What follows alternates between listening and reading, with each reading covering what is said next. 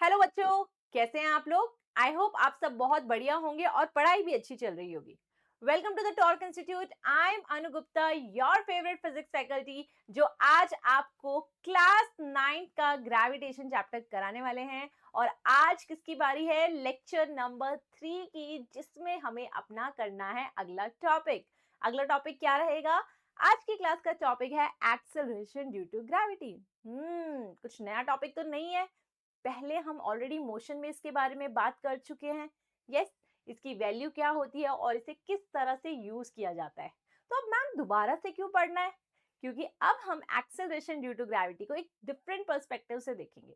मतलब एग्जैक्टली समझेंगे कि एक्सेलरेशन ड्यू टू ग्रेविटी क्या है, किन किन फैक्टर्स पे डिपेंड करता है और क्या इसकी वैल्यू बदल सकती है। क्योंकि हमने तो अभी तक इसकी वैल्यू सिर्फ 9.8 देखी थी, राइट?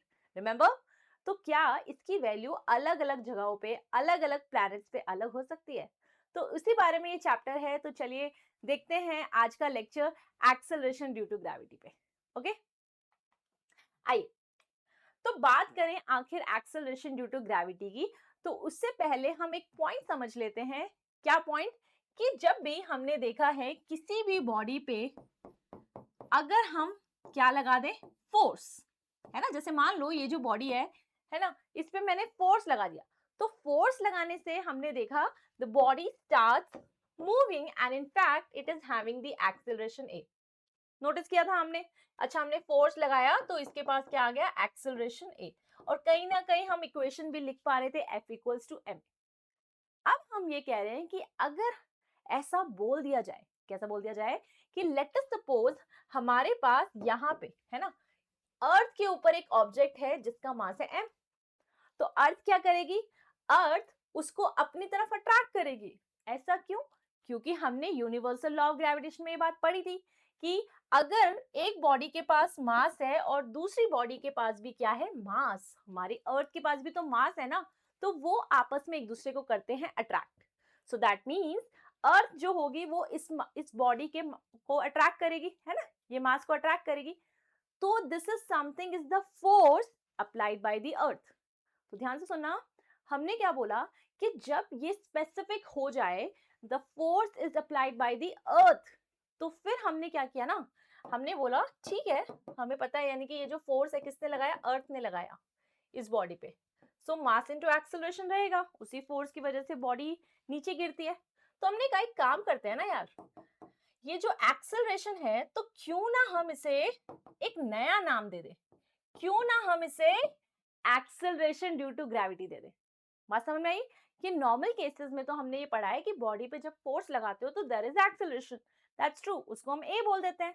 लेकिन अगर ये स्पेसिफिक हो कि जो अर्थ है उसने फोर्स लगाया है, there is a force on the body due to the earth gravity, तो हमने क्या किया? उस एक्सेलरेशन को रिप्लेस कर दिया एक नए नाम से, एक नई टर्म से, जिसको हम बुलाते हैं जी।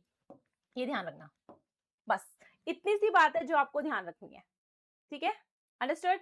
चलिए, तो यहाँ पे हम एक बात और बोल सकते हैं कि जब भी कोई भी बॉडी सिर्फ और सिर्फ अर्थ के फोर्स की वजह से नीचे गिरती है, उस पे कोई और फोर्स नहीं लगता, तो ऐसे बॉडी पे क्या बोलते हैं कि ये बॉडी क्या कर रही है? Free fall. याद है आपको? ये भी हमने पढ़ा है कि अगर कोई बॉडी पे सिर्फ और सिर्फ अर्थ ग्रेविटी की वजह से फोर्स लगे और किसी की वजह से ना लगे, तो उसे बुलाते हैं फ्री फॉल। ओके, तो हम यहाँ पे क्या बात करेंगे? We will talk about the g. So ये हमने समझा।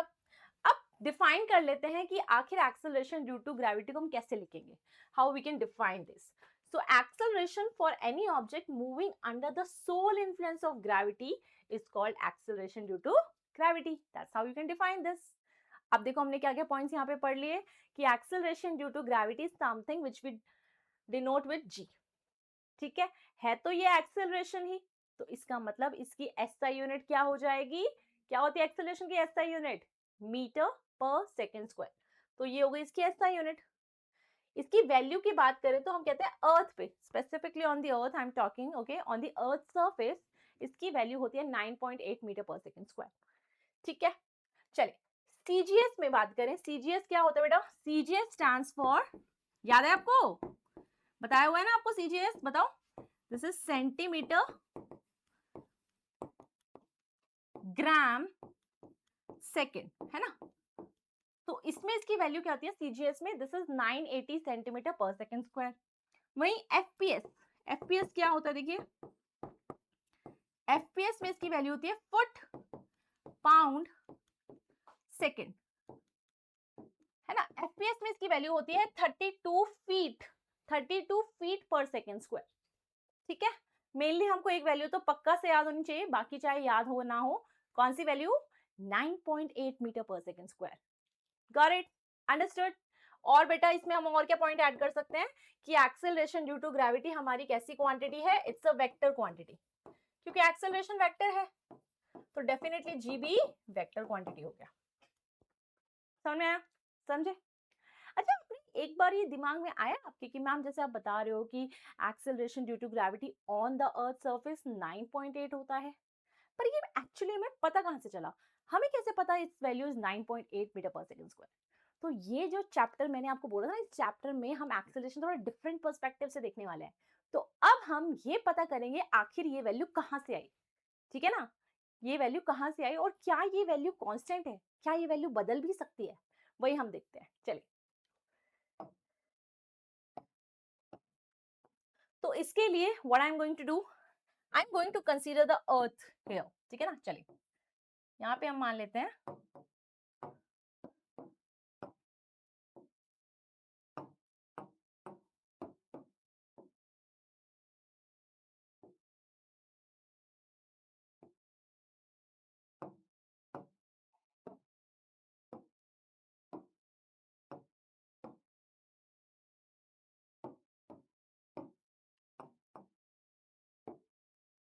ओके, मान लेते हैं we have the earth here.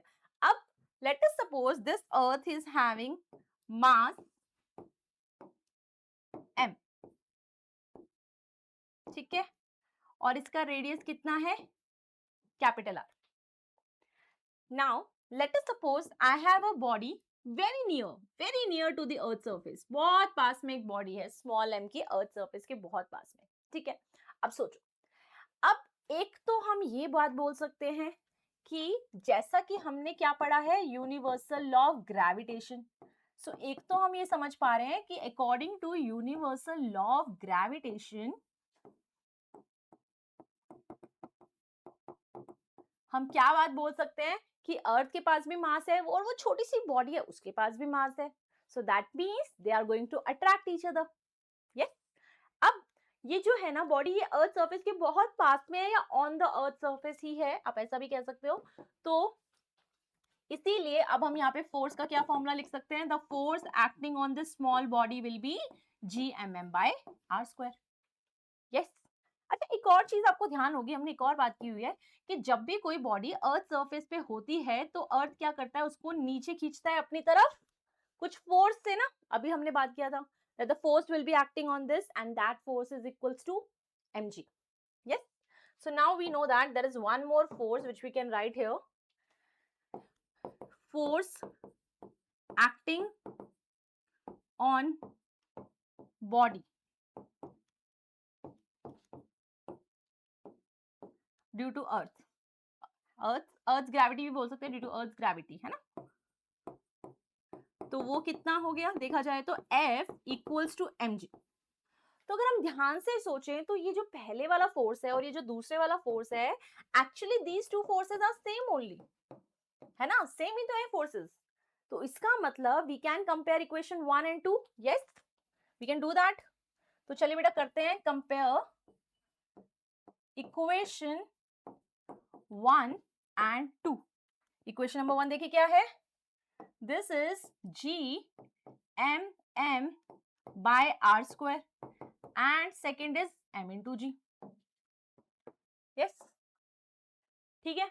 अब क्या कर सकते हैं, अब हम देख सकते हैं स्मॉल m कैंसिल आउट हो रहा है और जो हमारा g है इसको इधर लिख देते जाए, तो जो हमारा स्मॉल g है that is equals to capital G capital M divided by r square. So if you will see it carefully, बहुत ध्यान से देखिए कि जो हमारा स्मॉल g है वो एक्चुअली किसके इक्वल है, universal gravitational constant, mass of the body या planet, this is the mass of the planet, this is the mass of the earth, है ना, और आर भी क्या है, रेडियस ऑफ द अर्थ। तो ध्यान से अगर आप इस एक्सप्रेशन को देखोगे तो आपको एक चीज समझ में आएगी कि यार जी तो पूरा का पूरा प्लैनेट के मास पे और रेडियस पे डिपेंड कर रहा है। यहाँ तो इस बात का कोई रोल ही नहीं है कि ये जो बॉडी हमने ली थी वो कितने मास की ली थी। अगर वो बॉडी मास 1 kg की भी हो, 10 की भी हो, कितने की भी हो, कोई फर्क ही नहीं पड़ रहा। यस, सो ये बहुत इंपॉर्टेंट पॉइंट है, this is very important point है जो आपको ध्यान में रखना है कि जो हमारा जी होता है वो मास ऑफ द बॉडी पे तो डिपेंड ही नहीं करता।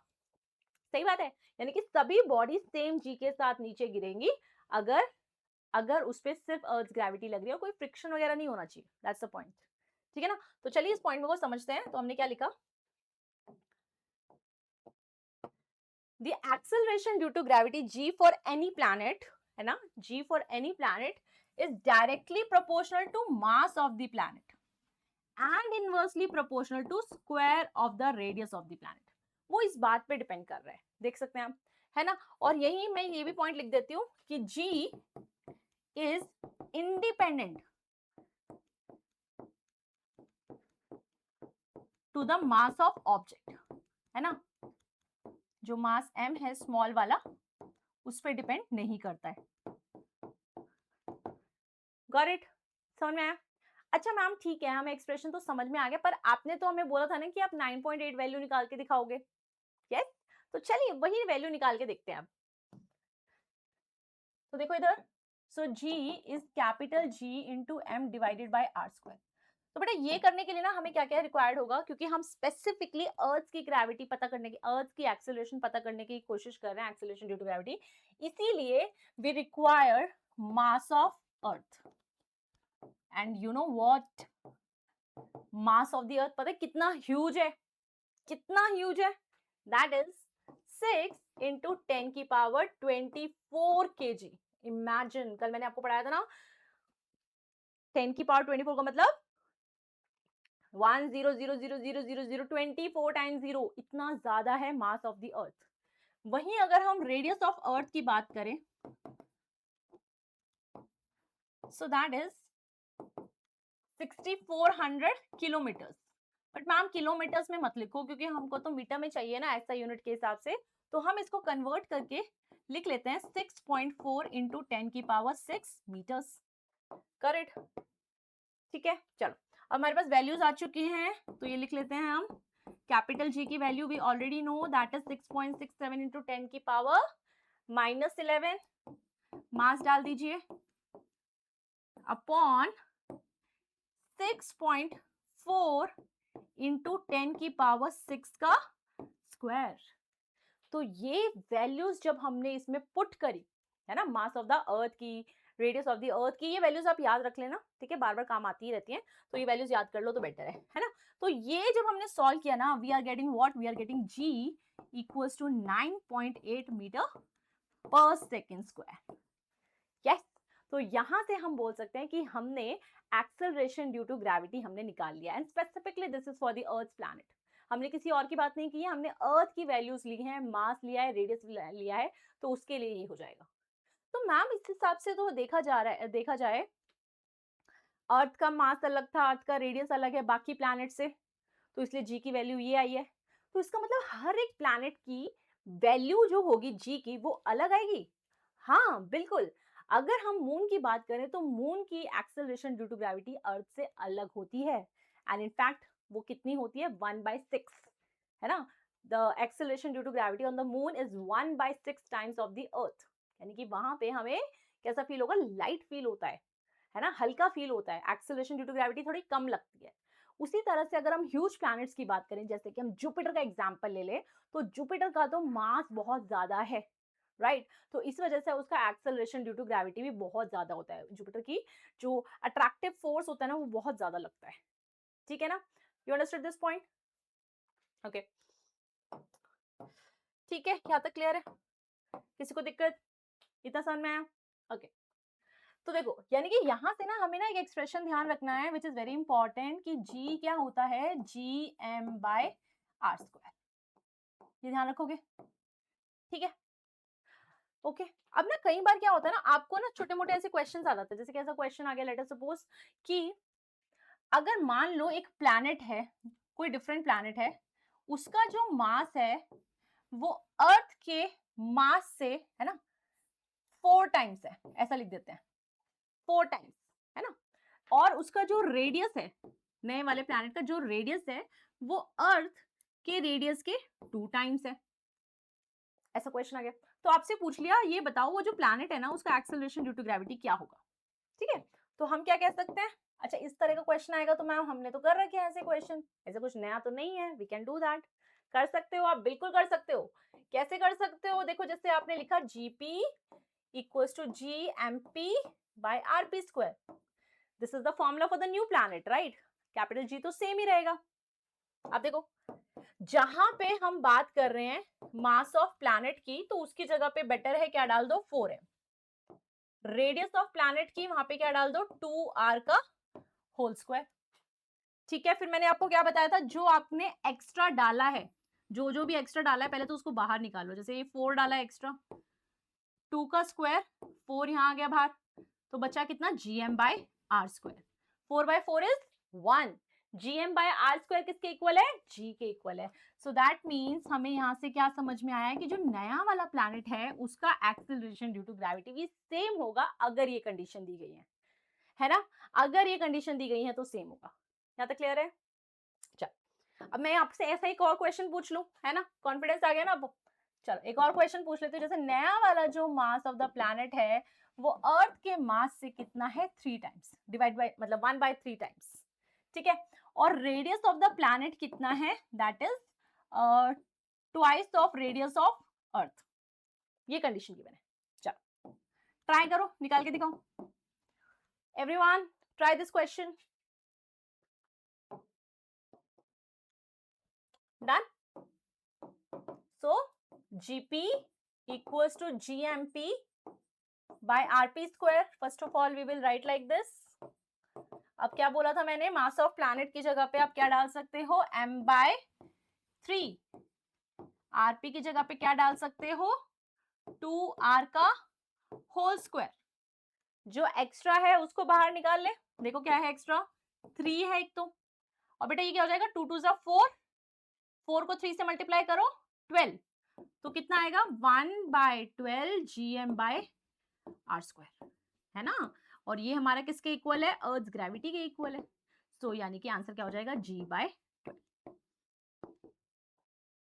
ठीक है, so this is the acceleration due to gravity on that particular planet if these are the conditions given. oh this is very nice, मतलब कितना इजी है। कोई भी क्वेश्चन आपको थोड़ा सा भी चेंज करके ऐसे दे रहे हैं, मास बदल गया, रेडियस बदल गया, तो हम किसी भी प्लैनेट की एक्सेलरेशन ड्यू टू ग्रेविटी निकाल सकते हैं। यस, चलो एक क्वेश्चन देखें। अभी क्वेश्चन देखते हैं कि अगर मान लो उन्होंने कुछ वैल्यूज दी हुई हैं, वैल्यूज, ठीक है ना, फिर हम कैसे करेंगे क्वेश्चन को, आइए देखते हैं। ट्राई करना चाहोगे एक बार, चल एक बार सभी बच्चे ट्राई करके देखिए इस क्वेश्चन को, एवरीवन ट्राई करिए।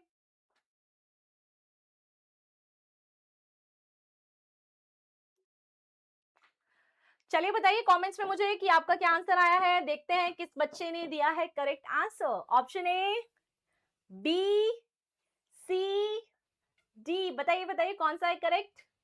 यस, चलिए देखते हैं आप क्या लिखा है कि acceleration due to gravity at the moon surface, मतलब इस पर्टिकुलर क्वेश्चन में acceleration due to gravity already दिया गया है ना। Acceleration due to gravity on the moon already दिया गया है विच इज 1.67।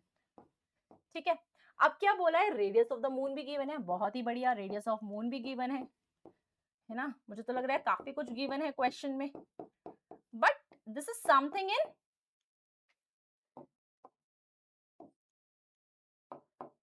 ये हो गया मीटर। अब पूछ रहे हैं मास ऑफ द मून। देखो ध्यान से, पहले यूजली मैंने आपको क्या बोला था कि रेडियस और मास गिवन होते थे और जी पूछते थे। इस बार आपको जी गिवन है, आर गिवन है और एम पूछ लिया। कोई बात नहीं मैम, इसमें क्या बड़ी बात है, हम ये भी कर लेंगे, बिल्कुल कर लेंगे, क्योंकि हम जानते हैं जैसे कि फॉर्मूला है gm बाय आर स्क्वायर, तो इसको क्या लिख सकते हो, gr square by capital G equals to m। बस अब इसमें वैल्यूज पुट करना है और इसको सॉल्व कर देना है। ठीक है, तो 1.67 into 1.74 इंटू 10 की पावर 6 का स्क्वायर करना है, ये मत भूलना, स्क्वायर करना है। देन यू हैव 6.67 इंटू 10 की पावर -11 इक्वल्स टू m। थोड़ा सा याद करते हैं कि हमने क्या सीखा था कि ऐसे क्वेश्चंस को कैसे करना है, कि जो 10 वाला है ना उसको छोड़ दो, जो बाकी बचा हुआ है ना पहले उसको आप मल्टीप्लाई डिवाइड जो भी करना है वो कर लो। जैसे कि 1.67 इंटू 1.74 डिवाइडेड बाय 6.67, इसको तो आप कर लो सॉल्व, ठीक है। अब इसमें भी ना आपको एक चीज बताऊं मैं, छोटी सी चीज, आप ऐसा भी कर सकते हो, जैसे ये डेसिमल के बाद 2 है ना और यहाँ भी डेसिमल के बाद 2 है, ये तो काट लो। फिर डेसिमल के बाद यहाँ काटोगे तो यहाँ पे क्या आ जाएगा, डबल जीरो। और ऑलरेडी अगर देखें ऊपर, अच्छा ये ना 1.74 का भी स्क्वायर है, तो इंटू 1.74 एक बार और कर लो, तो डेसिमल को काटोगे तो डबल जीरो, ठीक है।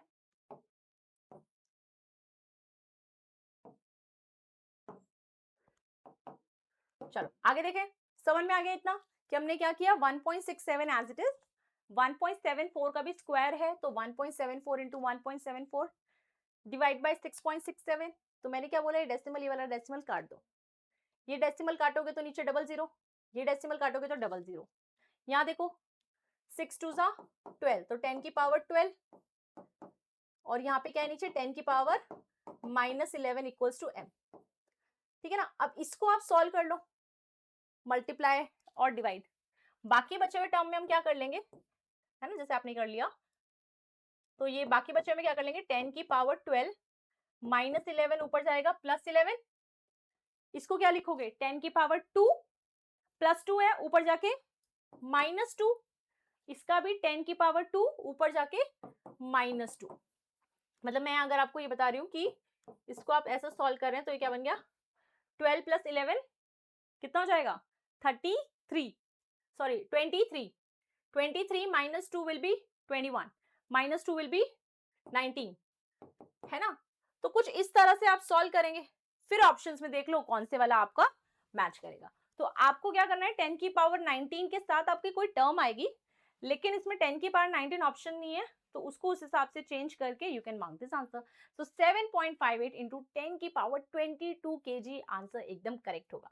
कितने बजे का सही है, यस, ठीक है, समझ में आया कैसे करना है, बस ऐसे इन क्वेश्चंस को आपको सॉल्व करना होता है, करेक्ट। चले,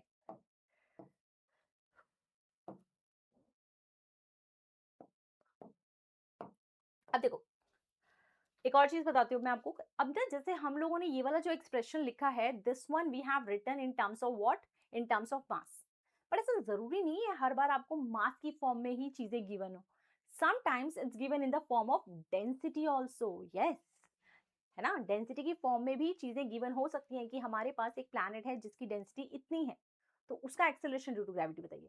तो अब मैं आपको एक्सप्रेशन बता रही हूँ इन टर्म्स ऑफ डेंसिटी, करेक्ट। ये एनसीईआरटी के सिलेबस में तो नहीं है, बट हाँ एडिशनल इंफॉर्मेशन होने में क्या बुराई है, कुछ ना कुछ तो एक्स्ट्रा आना चाहिए ना अपने को। तो चलिए देखते हैं, जी इन टर्म्स ऑफ डेंसिटी,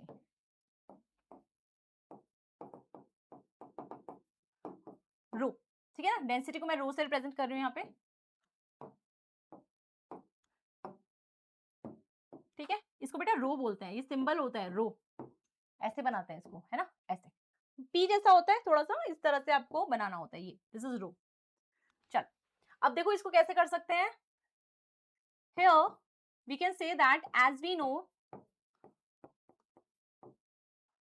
g क्या होता है, gm/r², सही बात है।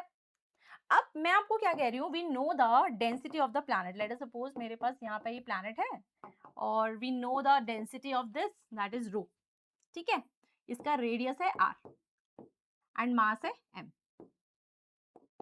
तो आप ना कंसीडर करके चला करो कि जो हम प्लैनेट्स है ना उसको एज्यूम करके चलते हैं that they are in spherical shape, ठीक है, स्फेरिकल शेप में मान के चलते हैं। तो देखो अब मास जो है that can be written as density into volume, ऐसे लिख सकते हैं, मास को लिख सकते हैं ना डेंसिटी इनटू वॉल्यूम, दिक्कत तो नहीं है ना, डेंसिटी क्या होता है, मास बाय वॉल्यूम होता है ना, उसी से हमने लिखा है, ठीक है। चलो अब मुझे एक बात बताओ, as we are saying that the planet is the something which is in the shape of sphere, So what is the volume of sphere? What is the volume of sphere? The volume of the sphere is 4/3 pi r cube, क्योंकि r radius है तो ऐसा लिखेंगे। तो ये दिख रहा है आपको, ये r स्क्वायर है, यहाँ क्यूब था, कैंसिल। अब देखो क्या बचा। Now we can say that g is 4/3 pi rho gr. Yes. So answer will be 4/3, मतलब expression of this g will be 4/3 pi rho gr. Very important to understand, very important to learn. इसको याद कर लेना, ठीक है। तो बाकी आपको बार बार क्वेश्चन में ना कन्वर्ट नहीं करना पड़ेगा, डायरेक्टली आप यूज कर सकते हो डेंसिटी इज गिवन। ओके। अब कई बार क्या होता है, ऐसा बोल देते हैं कि किसी प्लैनेट में मतलब मान लो डेंसिटी जो है अर्थ की डेंसिटी से 4 टाइम्स ज्यादा हो गई है, रेडियस में ये चेंज आ गया है, तो again you can use this expression, जैसे मैंने पहले आपको बताया वैसे आप यूज कर सकते हो। समझ में आया? बढ़िया लगा? यस। ओके, चलिए अब हम एक क्वेश्चन देख रहे हैं and that question is in the your favourite hot question. चलिए, हायर ऑर्डर थिंकिंग स्किल्स का सवाल आया है आपके सामने और देखते हैं कि इसको कैसे करना है। बट पहले सभी बच्चे इस क्वेश्चन को खुद से करके देखिए। करो।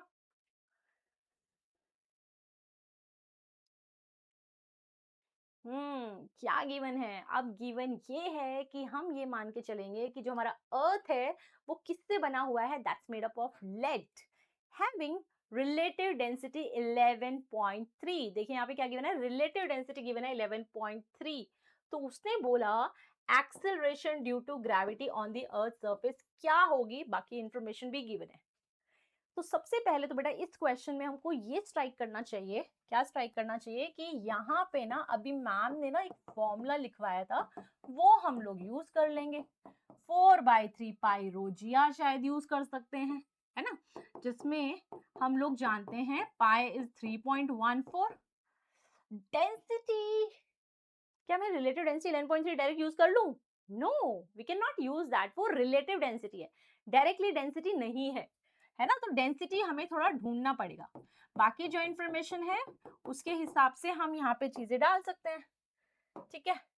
6.4 इंटू 10⁶, मतलब अगर हम मुझे डेंसिटी पता चल जाए ना, फिर ये हो जाएगा क्वेश्चन, ठीक है ना। तो अब हम इसके लिए क्या करेंगे, देखो इधर, तो ध्यान से देखो बेटा, रिलेटिव डेंसिटी क्या होता है।